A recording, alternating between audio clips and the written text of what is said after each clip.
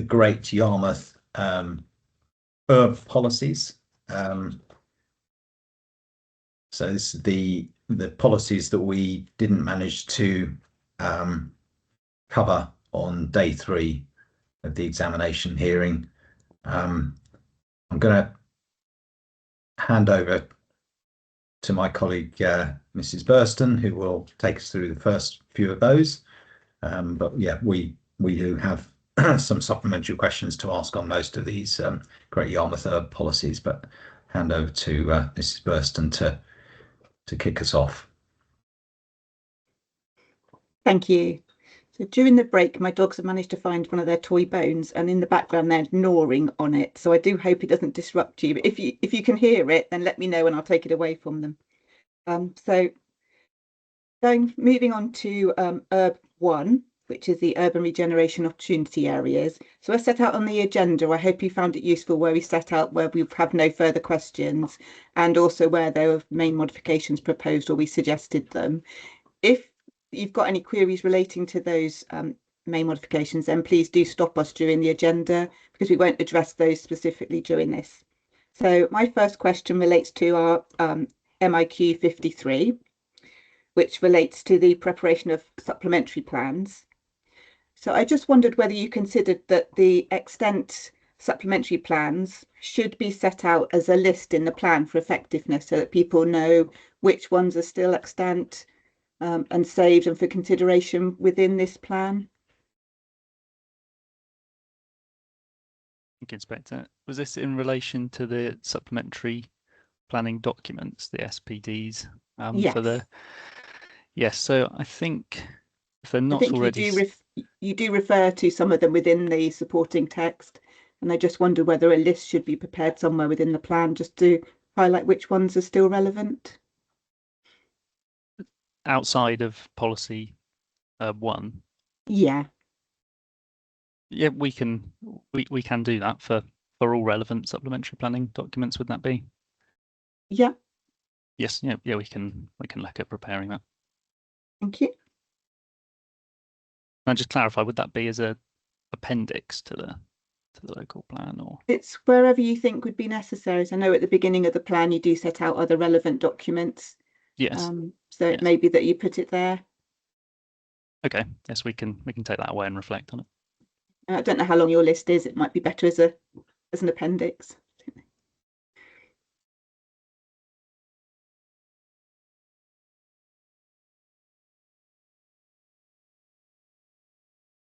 Okay, so that's all that I have relevant to URB 1. So now moving on to URB 2, which is the Great Yarmouth Town Centre area.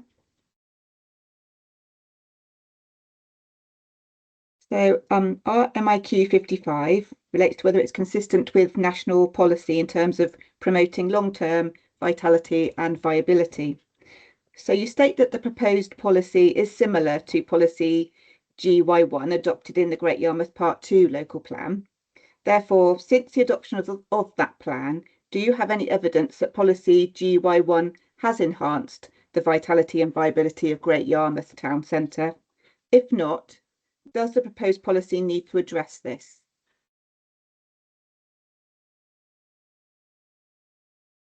Thank you, Inspector. I haven't got the precise figures before me, but we do carry out annual monitoring of the Great Yarmouth Town Centre area in relation to all of the units within that area, which regularly reviews vacancy rates and units within various retail uses and units outside of those, and that information is contained within the latest annual monitoring report.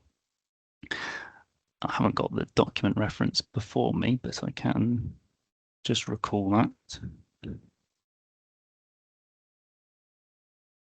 So I think we've got 2 annual monitoring reports in the examination library under document D20 and G7. G7 is the latest annual monitoring report. I think it's fair to say that I think, as we outlined in the retail session last week as well, that vacancy rates within the town centre have remained fairly high over the last few years. It is something we've looked at in reviewing the town centre boundary as well, in terms of opportunities for new development within this area. bringing in areas such as the Conge and North Quay and the train station to stimulate some growth and provide a link between the gateway, between the train station and the town centre, and I suppose provide a bit more of the large floor spaces that opportunities for large floor space that might be available in those locations that aren't necessarily available in the town centre at present. I think the policy is quite flexible as written in terms of allowing a range of main town centre uses, but it's not including those to main town centre uses. It allows a range of other uses in accordance with paragraph 90 of the NPPF. And it also takes measures to, it defines the extent of town centres in accordance with criterion B of paragraph 90, supports the retention and enhancement of existing markets in accordance with 90C, and also allows some residential uses in the right circumstances where that accords with paragraph 90F. So I think taking all of that together, the policy does provide a robust framework for allowing a range of uses to come forward within the town centre area, as well as bringing in some new areas and supporting its overall vitality and viability. Thank you. In terms of, sorry, Mr. Balls. Sorry, you're on mute. I knew that I'll be the first one to do that today. It was just to add on to what Mr. Hadlow mentioned. I think, as well as one of the two key tenets of policy GY 1 in the Local Part 2 was again around supporting the marketplace and also repurposing, reconfiguring and utilise vacant buildings for uses that are helping to improve the vitality of the town centre. Now, clearly, those two policies really assisted in terms of moving that direction in the town centre, particularly around the marketplace proposals that are more or less now completed, subject to some public realm improvements that still need to be in place.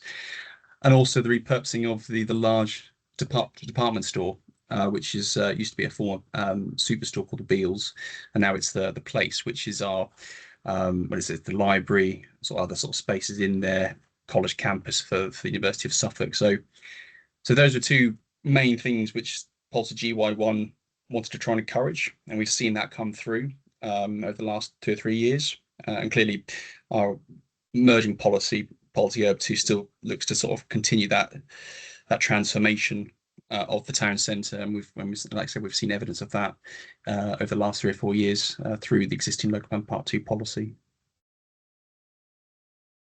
Thank you.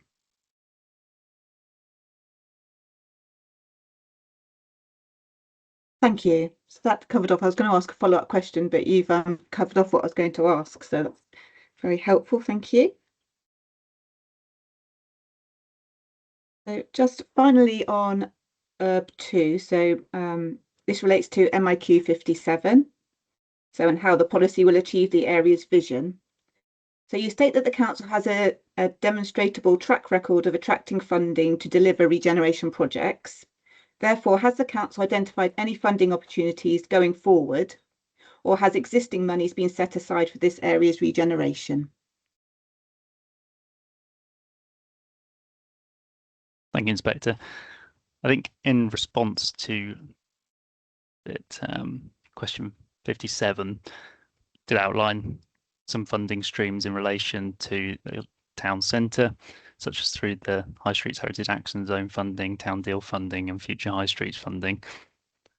Some of that spending is still ongoing. I highlighted there around North Quay. I think land assembly efforts in that area are ongoing.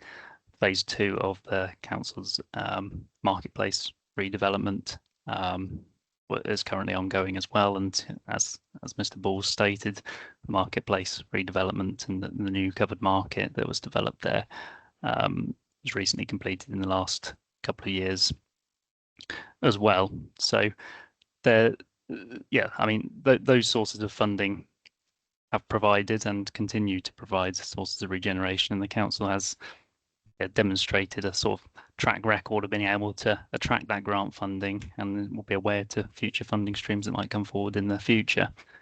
And yeah, just to add to that as well, the plan for neighbourhoods funding is a more recent funding stream. I don't know the precise dates of that. I can get back to you on the details of that as well, if that's helpful. I mean, I don't think it was set out in our response, but if it's helpful to provide a bit more detail on some of these funding measures and the amount of money committed and spent in those areas, if that's something that would be helpful for you to have sight of, then there's something we can look at providing. Yes, I think that would be helpful. So I've got similar questions on some of the other policies. So if you could supply that list, that would mean I don't have to ask those questions. So I'll leave you with an action point on that. And it would be useful to know that the how the council has sort of safeguarded that pot of money or ring fenced it in some way, so it can be used in these sort of regeneration projects rather than it going elsewhere. Yes, yeah, no, we can set that out in the note, but as you'll be aware, with these types of grant funding, it will be set out what certain things can and can't be spent on as well. So yeah, we can provide a bit more detail within that note.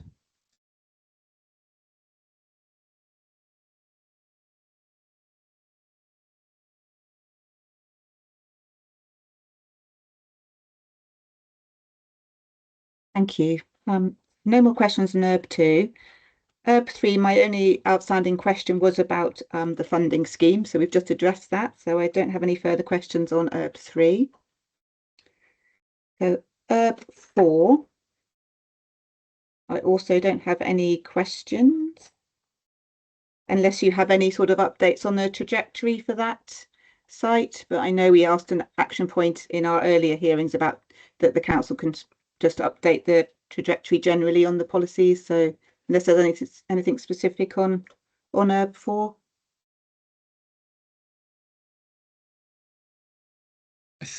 Thank you, Inspector. I think we can obviously rely upon the evidence that we've been provided, and we can wrap that up as part of that trajectory note. I think unless it has been stated in the evidence, I think we did relate to the fact that a PPA was going to be in the final stages of being agreed around North Quay, and that is still the case. But yeah, no, we can provide a bit more information on that as part of the trajectory update. Thank you.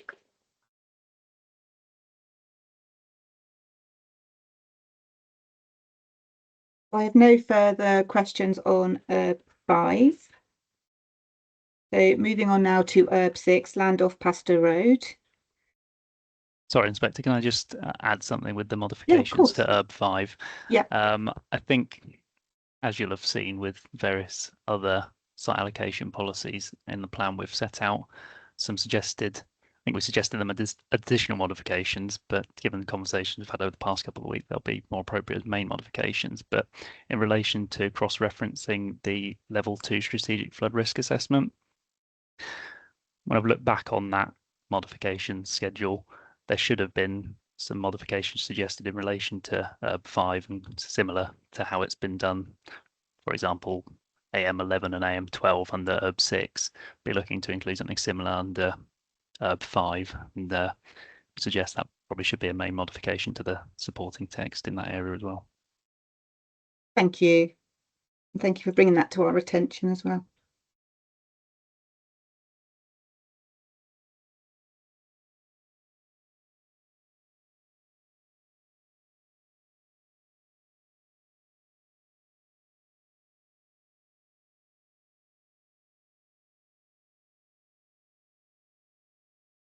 So URB 6, actually similarly, this question relates to the strategic flood risk assessment. So we asked you a question in our MIQ 72 which relates to any constraints that would inhibit the development there. And you gave us reference to the level 2 strategic flood risk assessment. And it stated, so the flood risk assessment was unable to demonstrate that safe access and escape routes are possible within the designed flood vents, and prospective residents are likely to be reliant upon other means of safe refuge and evacuation. So my question to you is, do you have evidence to show that a safe access and exit route can be demonstrated for this site?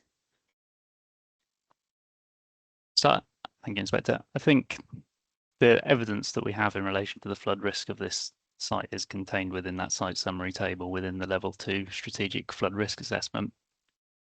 Part of the policy criterion of policy URB 6 sets out that the a site-specific flood risk assessment will be required at a planning application stage. That will need to consider the findings of the level 2 SFRA in accordance with those modifications that I just set out. And that summary table, although it didn't identify safe access and escape routes within the strategic flood risk assessment itself, does set out that that should be a consideration within a site-specific FRA, and that where safe access and escape routes can be achieved, such as any raising of an access escape routes that doesn't result in the displacement of flood water, that's set out within a site-specific flood risk assessment. It also sets out that where safe access and escape routes are not possible, other means of safe refuge and evacuation must be considered.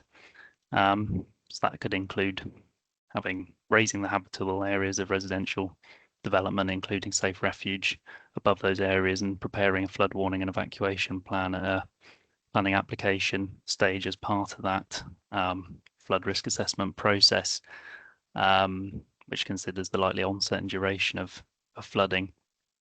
I think we did recognise in the whole, as part of the sustainability appraisal process, that many of these urban sites in the urban area are at risk of flooding, and without demonstrable evidence at this stage of safe access and escape in all scenarios, we recognise that there might be a negative effect arising from some of those sites. That's not to say the sites can't be developed and occupied safely in accordance with the exception test, and I think the level 2 SFRA on the whole demonstrates that these sites are capable of passing the exception test, but ultimately be at a planning application stage for those measures to be set out within a site-specific flood risk assessment. I'd also just add that the Environment Agency were consulted on the level 2 strategic flood risk assessment through the preparation of it, and they've raised no outstanding concerns as agreed within the Statement of Common Ground, which I believe is document E20 of the examination library. Thank you. So given that the allocated sites, should they come forward for planning application, would have some extra hurdles to go through in terms of demonstrating that they've got a safe and convenient access, do you think that there may be some slippage in the trajectory, given that these things do take time, and any sort of liaison with the Environment Agency also would take time to go through? Yeah, I think we've tried to factor that into the trajectory, preparing that in document G11. For this particular site, the representative of the landowner suggested that the facilities are set for closure this year, and therefore promoted it for residential development. They also submitted feedback that a full application would be submitted and that completions would be anticipated within 2027-28. Clearly, given that there's a need to demolish multiple buildings on the site and remediate that for contamination purposes, and accounting for the flood risk mitigation that we've just outlined as well, we've pushed back the likely delivery of units on that site to 2031-32 within the developable supply, and with a reduced rate of delivery in the first year as well of 15 dwellings, going up to 30 dwellings per year thereafter. So I think that broadly takes account of the site constraints that we've assessed as part of the HELAR process, and this evidence as well within the level 2 strategic flood risk assessment, as well as taking into account other relevant constraints on that particular site. Thank you.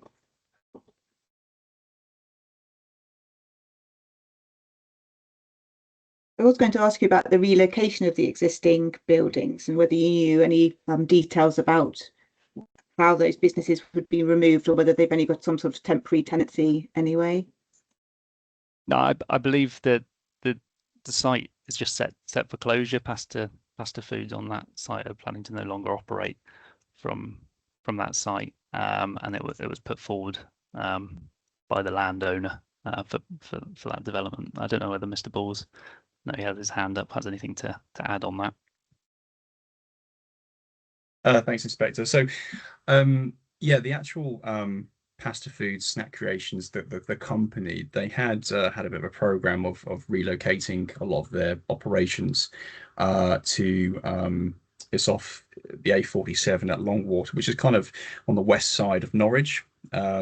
So they have invested in a new facility in that area, which has been up and running now for a number of years. So they are already relocating a lot of this to the west side of Norwich. So their intention is not to stay in Yarmouth, but just to consolidate and relocate the remaining parts over to that part of west side of the city. Thank you. Because we did notice on our site visit that there was sort of the factory site, and then to the sort of the rear of the main road factory, and to the rear of that there were some other industrial type units with some small sort of businesses. So that area isn't included within the redevelopment. No, I Mr. believe Hadlow shaking his head. No, I believe the area that you're referring to, which is kind of more near Tesco's around the corner, that's already, I believe, and Mr. Halley might be able to confirm that's part of an existing safeguard employment area that we have safeguarded through the local plans. They are distinct from Pasta Road, the site itself. Okay, thank you.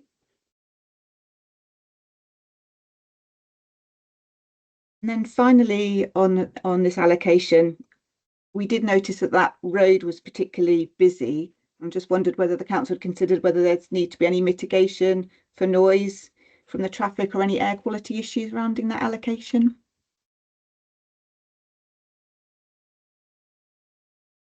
I think that's something that we'd need to consider at a planning application stage with regard to policy HEC 7 of the plan, which deals with residential amenity, looking at potential mitigation measures to reduce any potential noise impacts. As part of the sustainability appraisal as well, that would have been factored in. And just let me recall that assessment.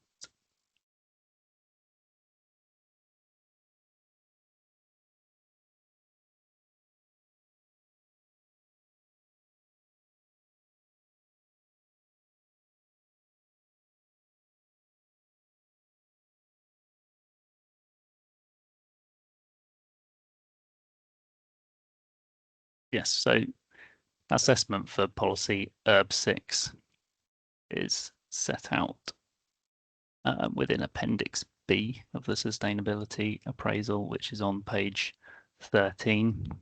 And the relevant objective is objective 14, to improve air quality and minimize light, noise and light pollution. It sets out that there's likely to be a minor negative effect from that, but I think when we've considered that in the round as part of the overall effects of the plan within the SA main report, considered that effect's likely to be removed through the requirement for a construction management plan, which would be required in accordance with HEC 7. I think we've said elsewhere that might be a requirement of the policy to have a construction management plan, where we've had similar issues. I think I can't recall the other sites, but it might be that we can include a policy criterion to reference that requirement. Yes, I think so. And as you say, I was going to say that we did look at this in other sites, and you did suggest that similar approach. So if that could be added to policy URB 6, that would be helpful. Yes, we can do that.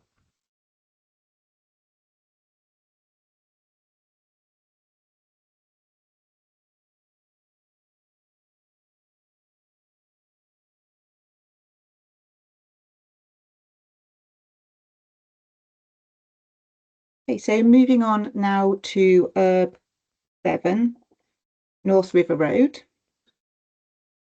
So again, I had a question regarding the safe access resulting from the comments in the strategic flood risk assessment. I'm assuming your answer is going to be similar to the last site. So I shall just update my note in that respect. Yes, I don't think I'd have anything further to add. It would be yeah, we've got the same criterion F, which requires the submission of a specific flood risk assessment, and I think we've proposed cross-reference to the level 2 strategic flood risk assessment as well as part of suggested modification. Okay. Would that have any particular concerns regarding the trajectory on that site? No, I think the trajectory for that does reflect that yeah, as I said, with URB 6, it's we've put the delivery of the first units of that site in 2033-34, so consider that to be sufficiently cautious to take account of those site constraints. Thank you for that. So URB 8 is going to be dealt with by my colleague, Mr. Hayden. So I now pass over to him to discuss land at the former beach coach station.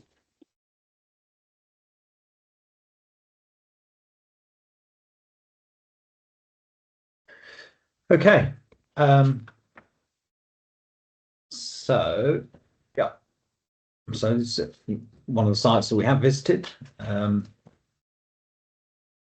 So we asked a couple of questions on this, MIQs 75 and 76. So grateful for the council's answers on those, which were primarily around the constraints and also the delivery time scales.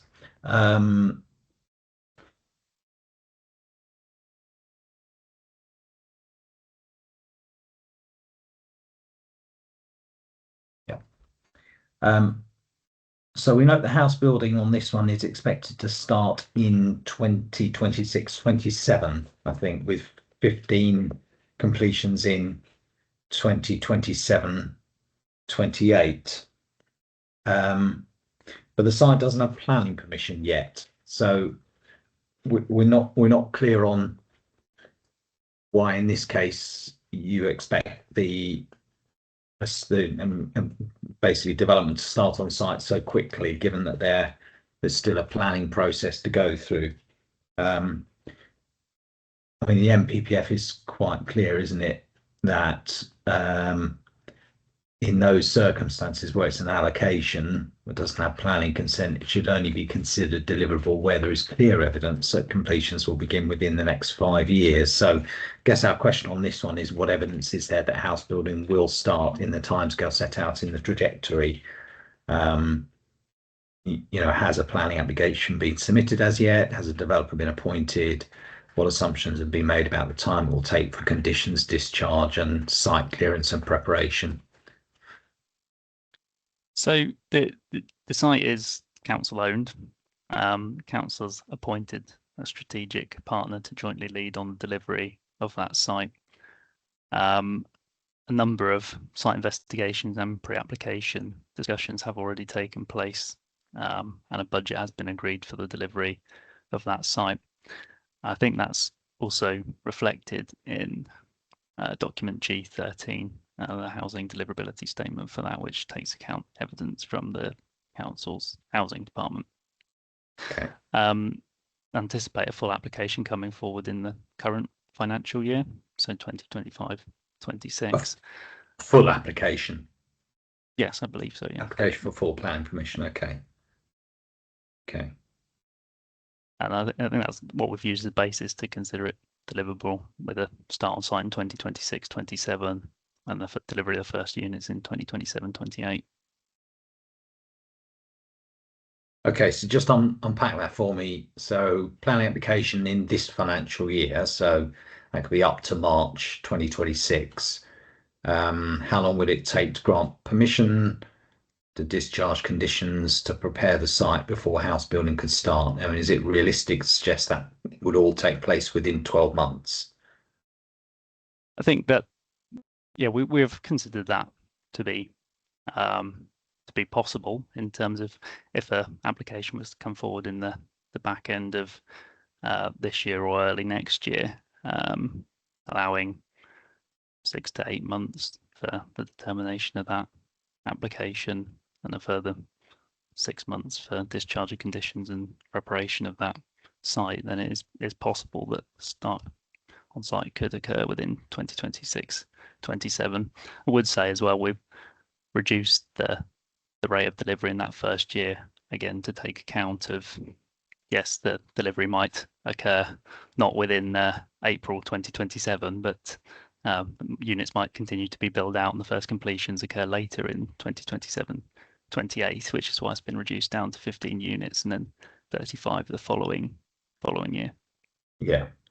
So yeah, so you're allowing effectively, I mean, yeah, actually there's no house building intended to be carried out in 26-27. It's essentially you're allowing 12 months for the planning process and discharge of conditions, and then site preparation with some house building to be completed the following financial year, 27-28.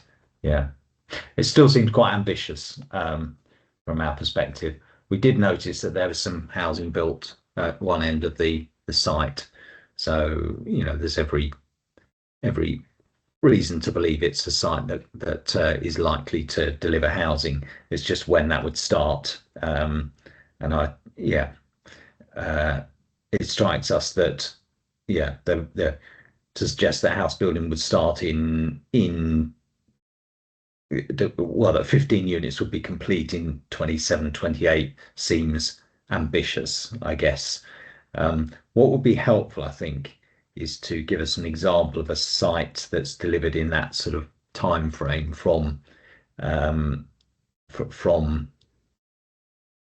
a standing start, submission of a planning application, complete the planning process and discharge of conditions in 12 months, prepare the site and complete 15 dwellings within the first sort of construction year.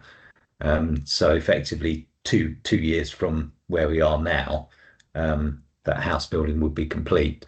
Some houses would be complete. I think that would help us just to be convinced that that's a realistic timescale. I think probably in our minds we think it would need to be pushed back a further year. So in other words, dwellings complete, the first dwellings complete in 28-29 would seem a more realistic timescale. I think we're happy to see an example of a site that's delivered in that sort of time frame.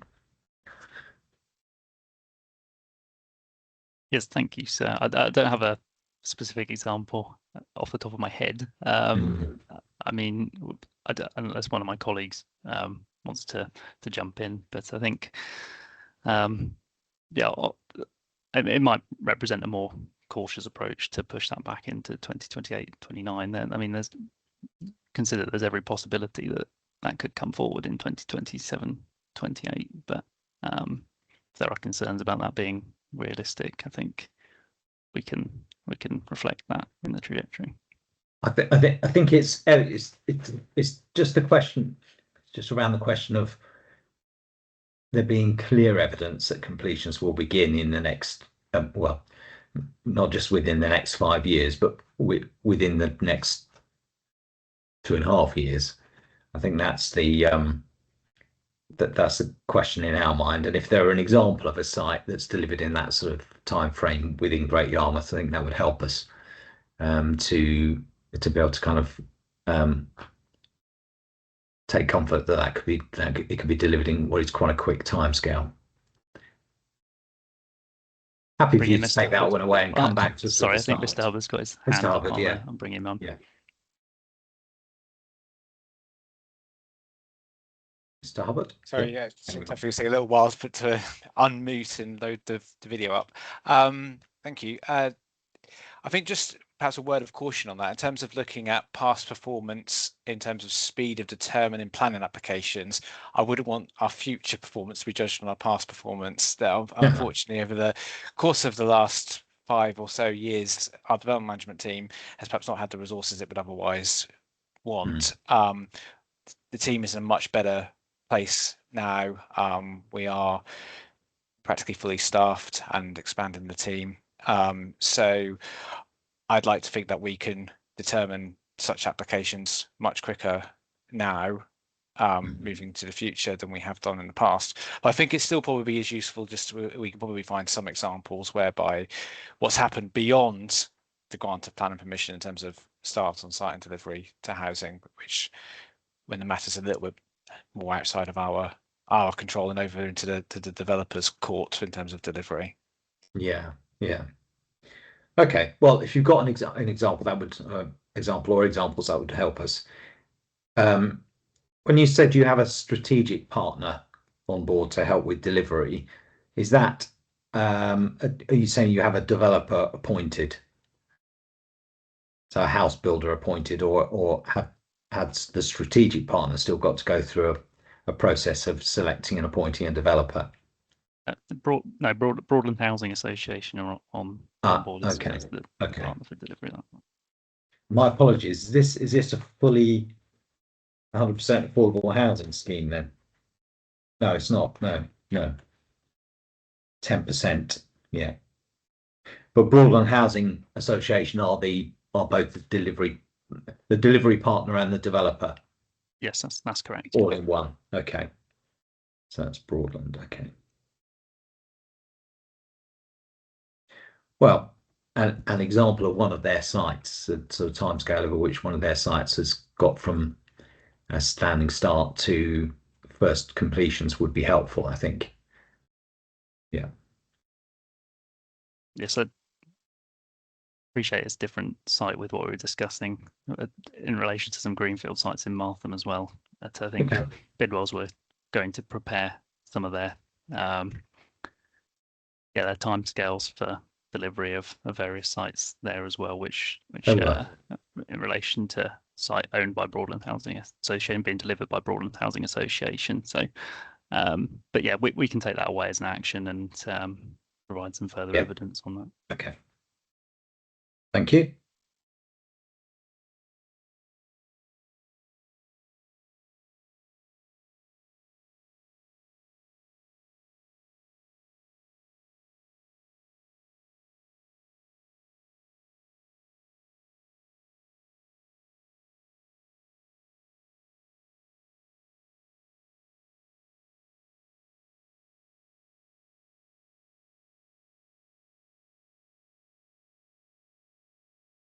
Okay, and we've noted that you've suggested additional modifications 15 and 16. So we're saying here they should be moved to the main modification schedule, and the requirement for a drainage strategy be included as a main mod to the policy.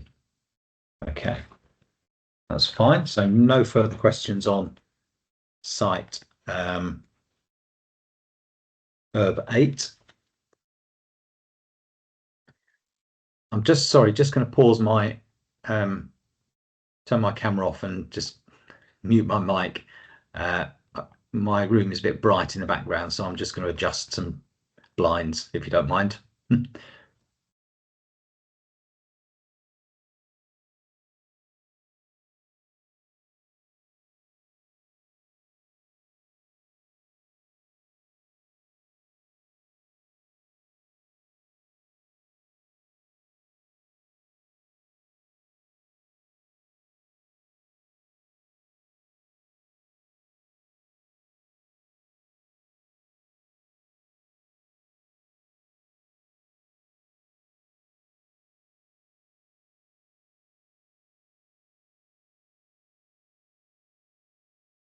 Sure how much better that is, but anyway.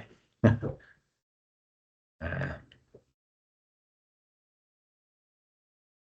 we go.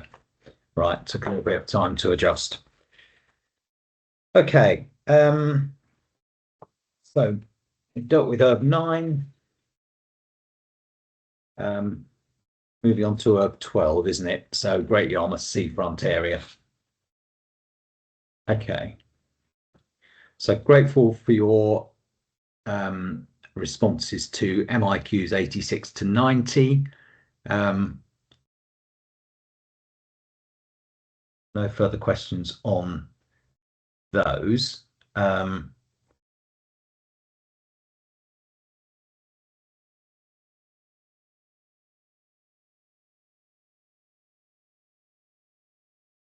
So again, we just to pick up on what we said in the agenda, we agree with your suggested main mod to add, where applicable, to the sentence before criterion K to R.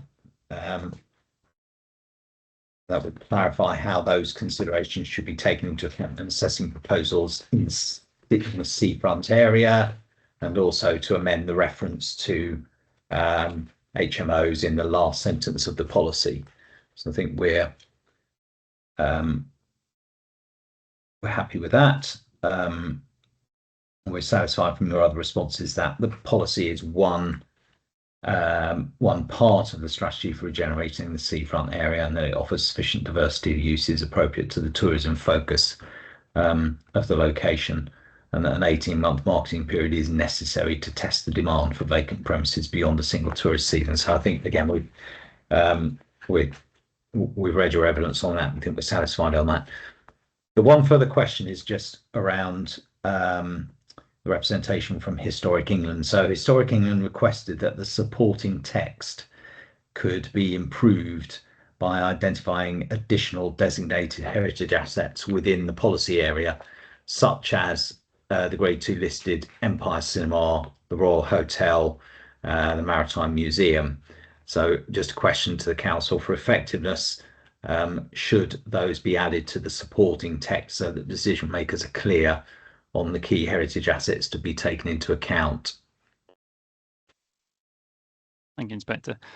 I don't think that there's quite a few heritage assets within the seafront area. I don't think it would generally be appropriate to provide a list of every potential listed building which was in the area. There are other policies in the plan that would need to be taken account of for any proposals that are related to those heritage assets in relation to DHE2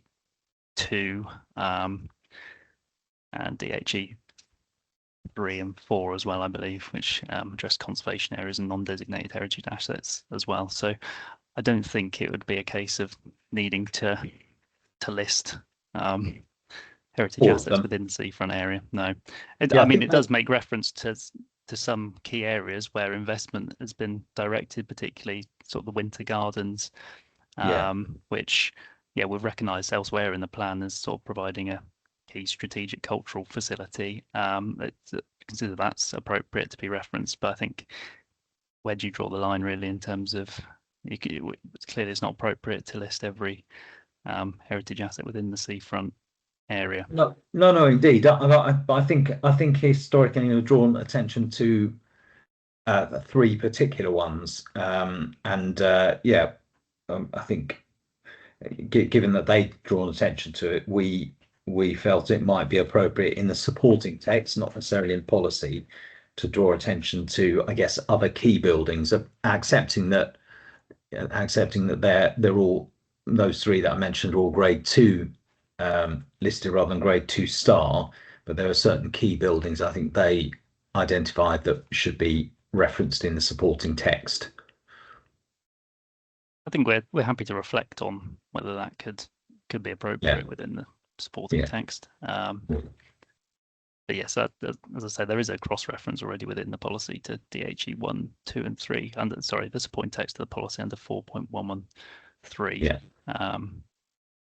So I mean, we can have a look at it and see whether it's appropriate to specifically reference those under that paragraph. Okay, thank you.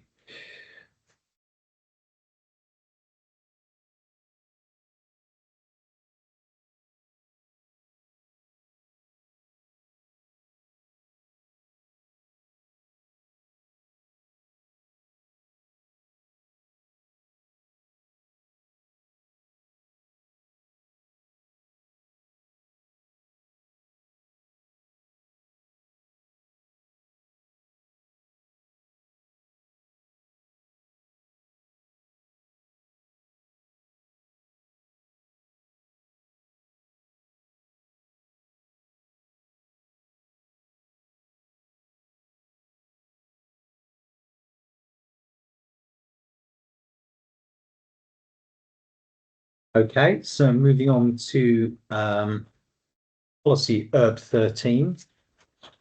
think we have dealt with everything under URB 13. So yeah, grateful for your answers on that.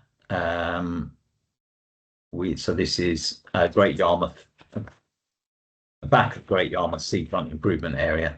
So I think we agree with your suggested main modifications to amend the reference to HMOs in the last sentence of this policy, and to replace criterion J with a sentence about proactive use of enforcement powers. We're satisfied then from your other responses that the policy is clear and flexible enough to both support uses appropriate to the character area whilst not ruling out other uses. So I think we're content otherwise, but yeah, we agree with that those two main modifications are necessary for soundness. So that's all on URB 13. URB 14 then, which is Regent Road. Just have some questions on that. So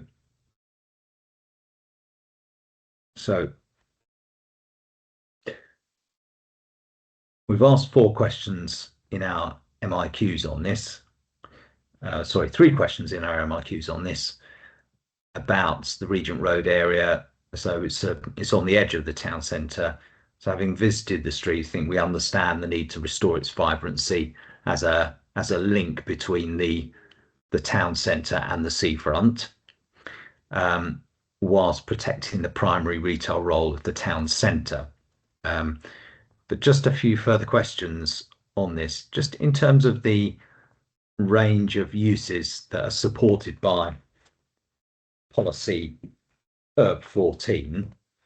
So criterion A restricts retail uses to tourism-based comparison retail. And you referred us to policy GY5 in the adopted Part 2 local plan as being similar to this policy, or this policy follows on from that.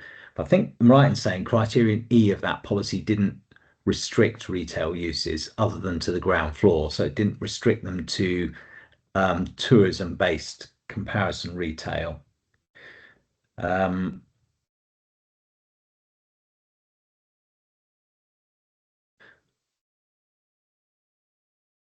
I think it comes back to the point that we discussed last week and also earlier in relation to HEM2, that because retail uses are contained within Class E of the use classes order, there are permitted development rights to change between different types of retail and other commercial uses. So any attempt to restrict that would be contrary to national policy. So I think as we see it, criterion A appears, whilst we acknowledge that the council may wish to encourage tourism-based retailing within this street, in practical terms, it would be difficult to enforce, wouldn't it? Once you have a retail use, it could be used for any number of goods, couldn't it? Different goods.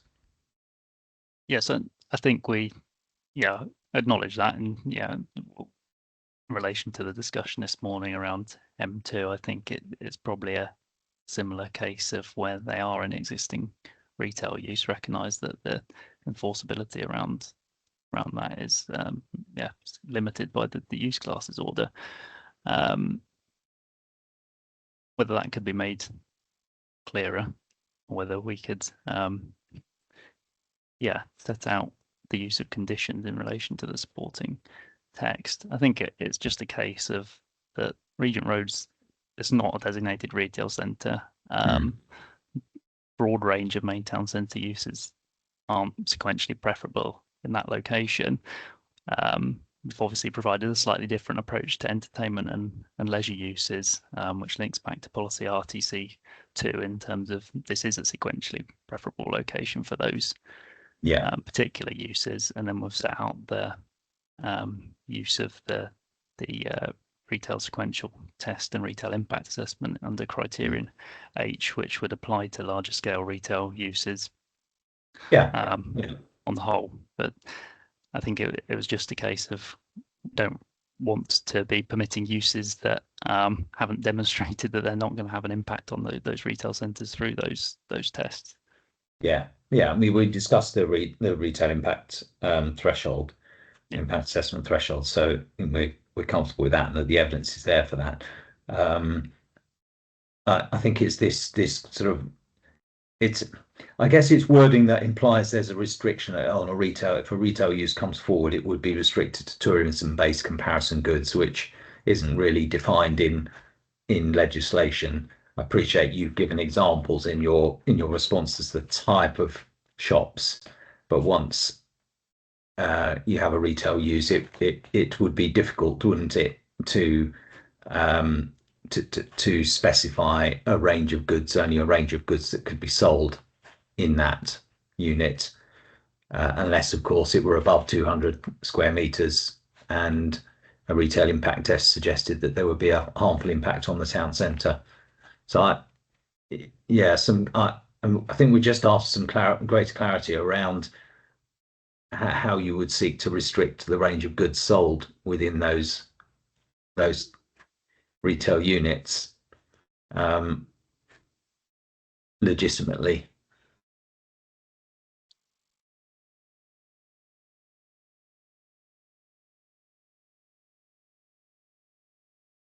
Yeah, I think it is. It's a case of clearly there is an issue there with the use classes order and class E about what we can restrict within retail uses. There might be an ability to, I mean, given that it allows other entertainment and leisure uses, clearly it might be appropriate to restrict some forms of main town centre use restrictions. But yeah, changes of use from tourism-based comparison goods to other retail shopping. I mean, whether that's possible to restrict by condition, I guess, is what you're questioning. I think it's something we probably need to reflect on in terms of the wording with GY5 as well, recognising that doesn't restrict the change of use from retail uses. There's a difference between the policy encouraging that for genuine reasons and implying that only those types of retail would be permitted. Yeah. Yes. I'll bring in my colleague, Mr. Ball. Yeah. Schools. Thanks. I think it's probably something, again, we'll probably just need to reflect upon a bit more context on that. I think just to sort of, again, just to reiterate, probably the change between GY5, which is the Regent Road policy, which was more permissive of just ground floor retail, whereas this is much more about tourism based. Clearly, as we've discussed even last week with the fragility of the town centre, we were sort of thinking what other levers can we start pulling to try and still keep the Great Yarmouth Town Centre much more consolidated for that retail offer. So we thought, given that this is the link between the town centre and seafront area, that actually narrowing those uses in Regent Road to be more tourism based is a way of trying to kind of squeeze it there, so that the more retail, core retail sort of uses are then more concentrated back in the town centre. So again, it's a mechanism that we're trying to sort of think, and again, we'll reflect upon how enforceable it is, but that is the kind of the reason why the change has occurred, just to again try and as much as we can do to try and keep Great Yarmouth Town Centre vibrant in these increasing difficult times. Yeah. I mean, have you seen sort of open A1 retail uses go into Regent Road that have had an impact on the town centre? I mean, generally they're relatively small shops, aren't they, small shop units along Regent Road. So has that been a trend? They are, yeah, typically quite small retail units. I would say that in the main they have been largely focused upon that tourism-y kind of offer. We haven't really had the typical kind of shops that we would find in the town centre down there. But again, I think given what we've said about Great Yarmouth Town Centre, we haven't been able to sort of turn the dial as well through this. We want to try and do something a bit more positive for the town Yeah. centre itself by making this change in Regent Road. Yeah. Yeah. I understand the ambition for that. I think it's about making sure that's reflected in the policy in a way which is consistent with the freedoms under the use classes order, really.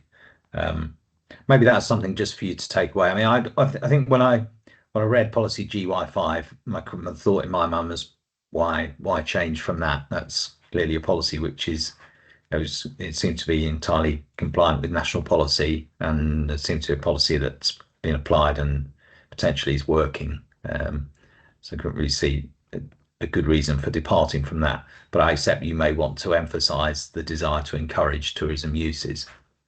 Yeah, that's fine. Have a look at that. Just whilst you're doing that, also just have a look at the in relation to criteria E to H.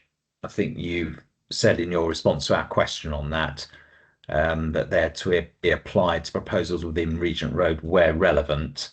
I think whilst that might be self-evident to the council, it maybe needs to say that in the policy. So it probably needs a where relevant somewhere in the policy. New development proposals and uses will be permitted within this area. Where it so on and so forth, where those criteria are relevant. Yes, we'll review that. Yeah. Well. Okay. Thank you.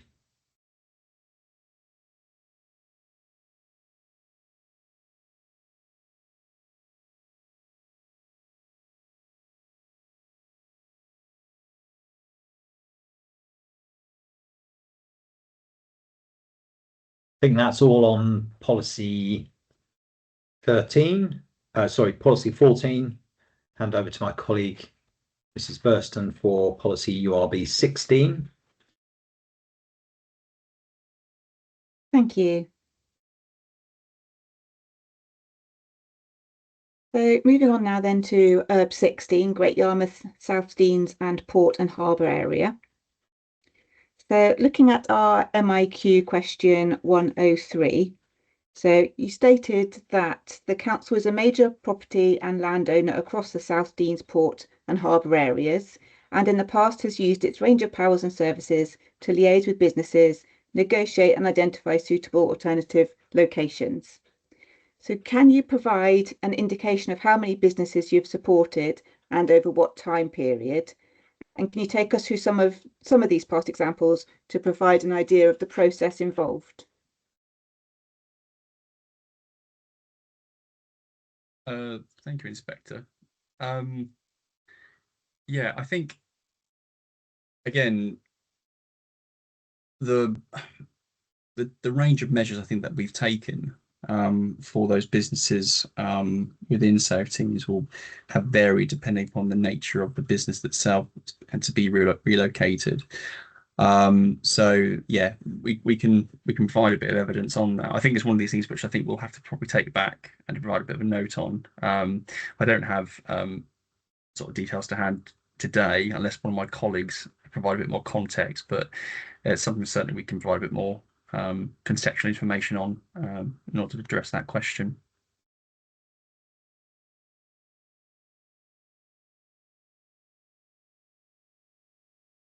Thank you. If you could, that'd be very helpful. And just finally on that note, have you identified what businesses in URB 16 would need to relocate? And is this a significant area of land? And whether any approaches have been made to those businesses as yet?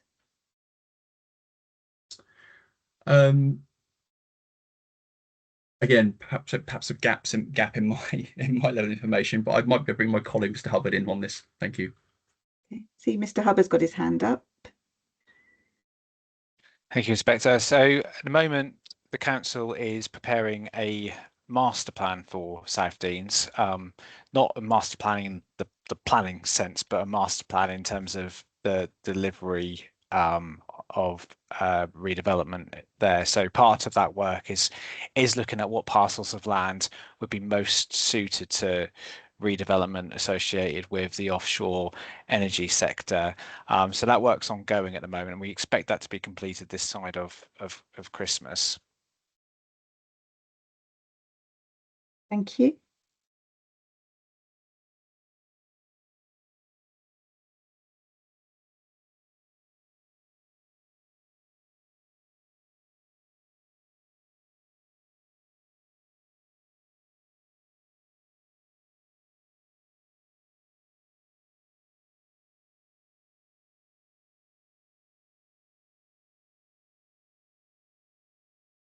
For many of those preliminary delivery work that you've done, is there any signs that the whole area can't be developed, or the allocated area?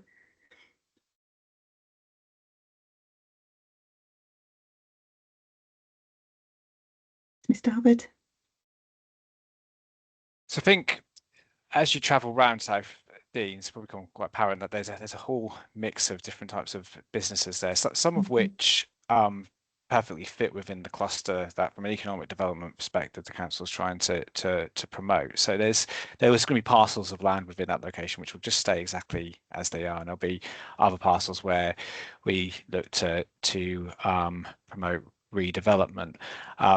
So yeah, the entire site is not going to come forward as one big development. There is to the south end of South Deans a reasonably large area of undeveloped land, and there is still some undeveloped land within the outer to harbour as well, where there may be an opportunity for a larger development to take place, and the master plan is looking at options for that particular parcel of land.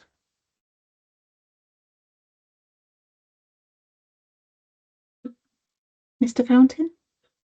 Yeah, I was just going to add, really, it's building on what Mr. Hubbard's already said, but it was the employment land needs assessment. Obviously, it has looked at South Dean, so it's mapped that site. You will start to see some of those alternative uses within there. So again, it just draws out that snapshot of those details, and clearly we will continue to monitor the site. So there's that ability to go back and have a look at what's on the ground, where the uses fall.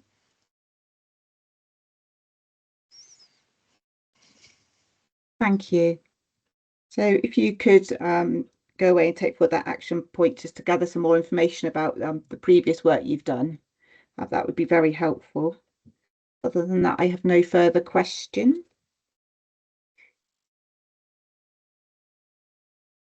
So we've already covered the airfield site, so now move on to URB 23, which my colleague Mr. Hayden's going to take you through.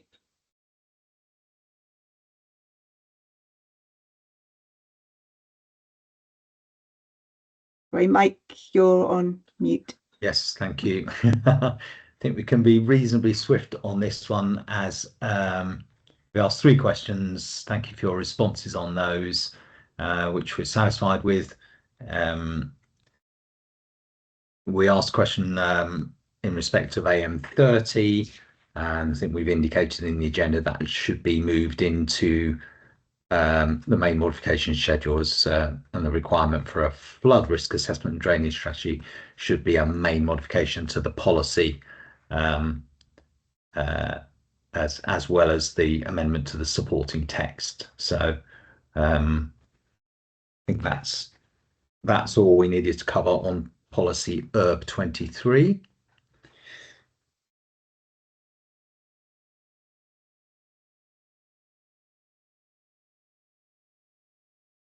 Sorry, just for the record, it should be clear that that's the land north of Harfreys industrial estate, URB 23.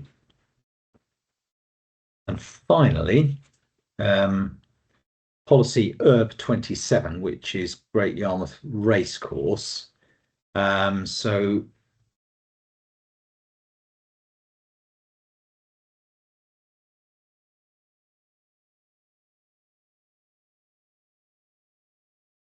we asked a question, are the lists of permitted uses in policy URB 27 exclusive? How would proposals for uses outside of those be considered? Again, we're grateful for your answer. So I think we're we're satisfied with the overall approach in policy URB 27 to protect the racecourse as a strategic leisure and tourism facility. Our one remaining question is whether there is a need for greater clarity in the policy and the sporting text on the requirement for HRA of any proposals for the expansion of temporary tourist accommodation within the site on recreational disturbance to North Deans, SSSI and SPA, which was specifically raised by Natural England in their Reg 19 representations. I don't think it was specifically covered in your statement of common ground with them. So is there a need for some greater clarity around that within the policy? Yeah, Mr. Hadlow. Thank you, Inspector.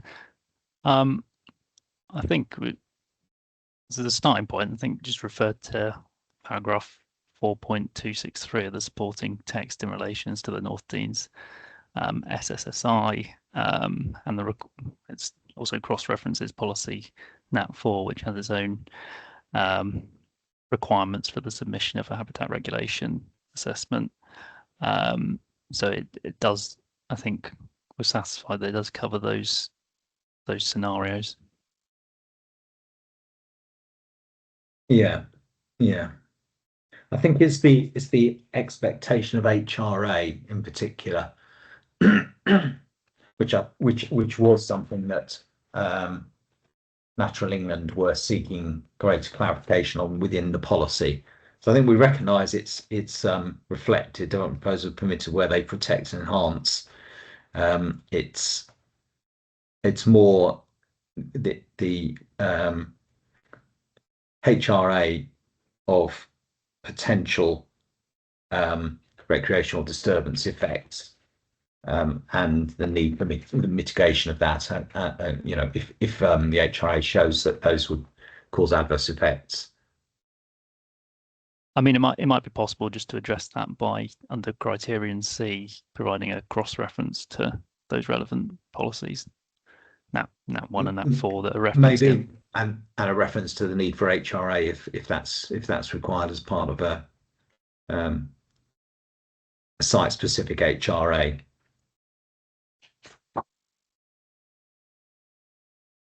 Sorry, I just recalling policy Nat 4, I believe.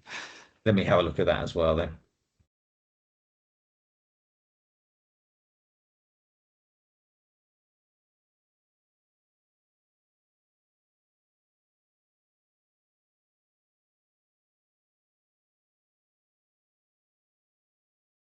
Yeah, I think a cross-reference to Nat 4 in respect of planning applications being supported by HRA where necessary. Yes, yeah, would cover that point, I think. Yeah. Okay. Yeah.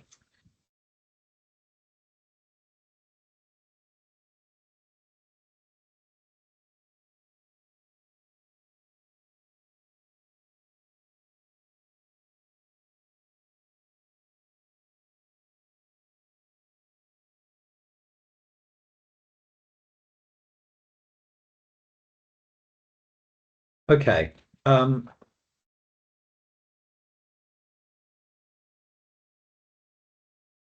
worth just running through the actions from the URB sites. I don't know whether you want to go first, Mrs. Burston. Okay.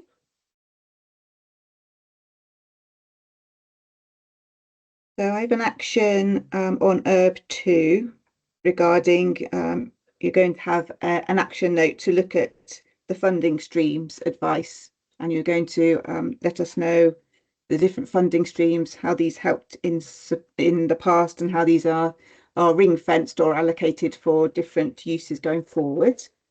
Yeah. In URB 5,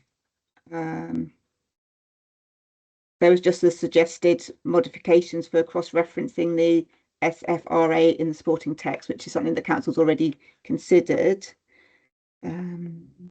Sorry, and I think in discussion under policy URB 1, there was agreement to put some a reference in list the of supporting SPDs. text to the list of SPDs. Yeah. Mhm. Yeah. Didn't put my star against it.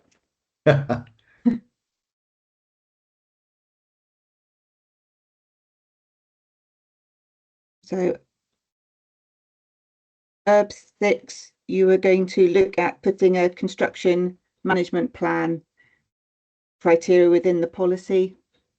And I don't know whether you were going to specifically say anything in the supporting text regarding the noise and air quality issues to be considered in that.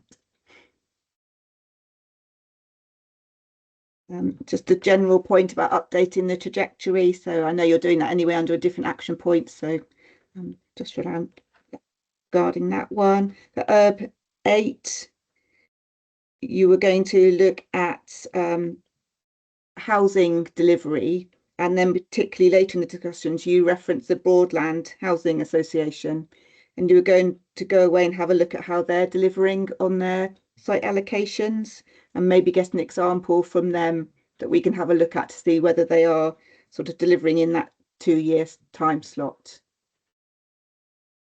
So did you mention under URB 6 the additional criterion on noise assessment? To be covered in the construction management plan. Oh, okay. Mhm. My apologies. Okay. Sorry, Mr. Walls, I think you were going to respond on the trajectory point. I was just agreeing with Mrs. Burston on the actions, but yeah, the trajectory as well, of course. Yes, It's fine. URB 12, you were going to reflect on whether the key buildings identified by Historic England should be referenced in the supporting text. yes, yep. I noted an action on URB 7, which was a main mod to criterion F. About the strategic flood risk assessment. Yeah. Yeah, I think Mr. Hadlow raised that. Yeah. Okay.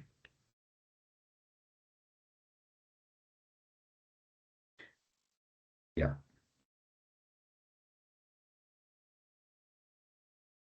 So URB 14, there was a number of actions regarding that site. So I hope I cover these properly. So there were concerns regarding the Class E and changes of use. So you're going to look to make this clearer, or provide text on the use of conditions for any new permissions. So there was also a need to consider how enforceable the policy restriction to tourism based is. So you're going to take away that and look at it. And also criteria E to H needs where relevant. So I think the council indicated that in their hearing statement. So I think there's 3 actions revolving around that URB 14 policy. Yep, agreed. URB 16, there was an action point to gather some further information about the range of measures the council's taken on looking at businesses and relocating them in that area. Yep. And then URB 23, there were some modifications that were necessary for soundness, which I think the council had already identified. So it was just saying that we agreed to those. And then my final one for URB 27 was that the council was going to look at cross-referencing policy NAT 4. Yep. And maybe identifying the need for a HRA. Yeah. Oh, that's great. Shall I just say something by way of, because we've now finished all the site allocation policies, we're going to be discussing housing land supply at our next session on the 4th of November. So I think for us, it would be helpful to have the relevant updates to the trajectory and any update to the 5-year land supply calculation in advance of that hearing session. So I think we've discussed a number of sites where there need to be some adjustments to the trajectory in respect to delivery timescales, haven't we? And also I think there are some changes to site capacities that you've talked about at different stages, where capacities have perhaps come down, or you've had applications in for a higher figure. So those need to be reflected in the trajectory. And I think in consequence of that, but also in consequence of the change to the plan period. So we discussed that early on. It should be 2024 to 2042. You were going to update the 5-year land supply calculation anyway. I think at the time you gave reassurance that there would still be a 5-year land supply, but just in terms of reflecting the changes to various sites in the delivery timescales for various sites in the trajectory, and also the capacities of 1 or 2 sites, those would need to be factored into the 5-year land supply calculation. So for us, what we need before us for the 4th of November is both the update to the trajectory and the update to the 5-year land supply to reflect those. So it would be helpful to us to have those in advance of, well, sufficiently far in advance so that we can review them and prepare any necessary sort of follow-up questions, and also helpful to participants in that session so that they have time to prepare. So I'm just thinking about, I was just thinking about a timescale for that. Ideally, we would need a day or two just to have a look at those and prepare any supplementary questions before the 4th of November. So I'm just looking at my colleague, Mrs. Burson. I'm thinking for us probably by the end of Wednesday next week, 29th of October.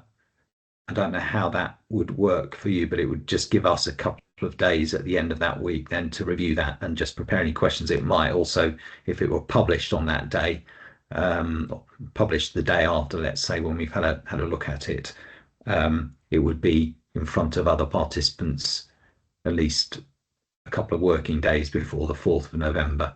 How would that work for the council?